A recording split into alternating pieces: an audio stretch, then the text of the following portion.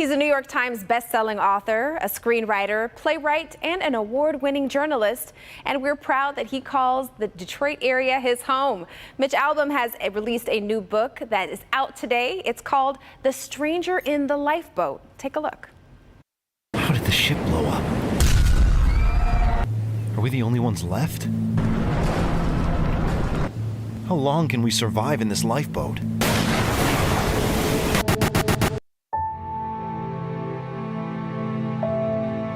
Look, there's someone in the water. Pull him in!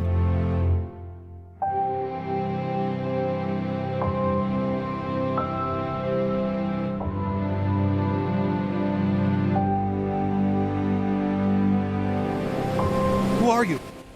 Wow, and joining us now to tell us about the book is Mitch Albom himself. It's so good to have you back with us. Thanks, Dottie. I'm in New York right now doing the publicity thing, but you know, my heart's in Detroit. Yeah, we know that. We know that for sure.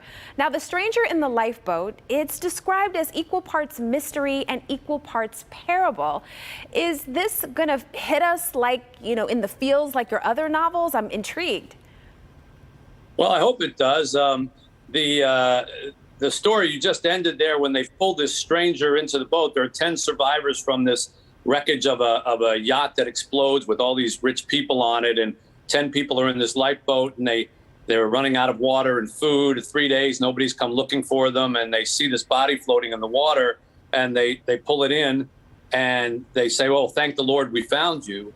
And the guy says, I am the Lord. Wow. And they look at one another and they say, well, you're the Lord. No, you're not. You're just you look like a surfer kid. You're a very nondescript, average guy. What would you be doing here? And he says, well, haven't you been calling me? And they say, so you're here to save us? And he says, I can only save you if every one of you believes I am who I say I am at the same time. And that becomes sort of the premise for this story, that as the days go on out at sea, you see who chooses to believe, who doesn't, whatever. And there's lots of feels. There's also a lot of thrills. It's, set in the ocean. So there's sharks and there's waves and there's all those other things. Okay, Mitch, you've officially made me want to get this book immediately and start reading about it. Seriously.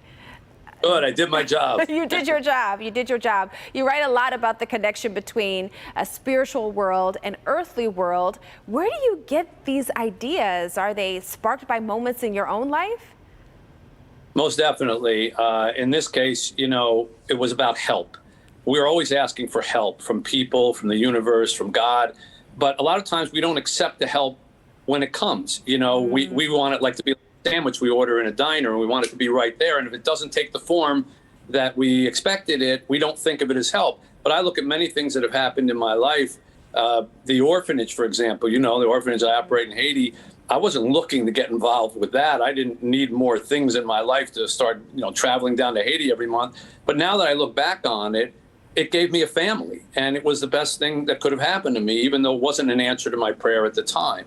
And that's one of the themes in The Stranger in the Lifeboat. Wow, that was very touching, very touching. Now, you've got more than 47 million copies of your books that have been sold worldwide. On top of that, we can't even count the number of times that these books may have been shared and passed along. That's a huge impact on a lot of people with your words. What does that mean to you? Well, I take it very seriously, and I take its responsibility, especially like in this book. You have a character who says he's God. You're putting words into, his mouth. You got to be careful. You got to be humble. You don't want a lightning bolt to come down in the middle of while you're writing and saying, what are you doing? But I tried to ask the questions that, like, if instead of me, Tati, you had God came on this show for 5 minutes and said, okay, you got me for 5 minutes. What do you want to know? And I tried to put the questions in the mouths of the survivors. So, for example, one point they asked him, well, do you answer all prayers? And he says, well, I answer all prayers, but sometimes the answer is no. So I tried to ask the philosophical questions that you would ask if somebody who claimed to be God was actually in front of you.